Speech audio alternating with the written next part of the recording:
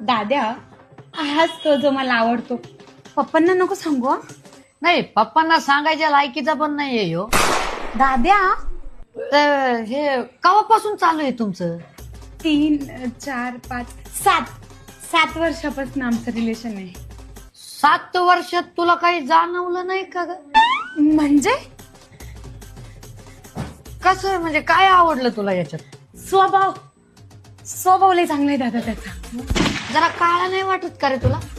जरा जास्तच आहे, पण तो अशात काळा झालाय.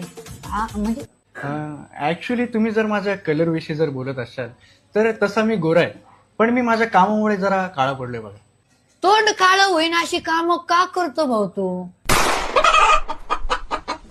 2 नंबरचे धंदे करतो का रे ह्यो? अरे तू आमच्या घरी आल्यावर आमचं तोंड काळं होईन त्याचं काय? जरा विचारपूर्वक प्रेम करत जा. गेली ना 8 वर्ष वायाला.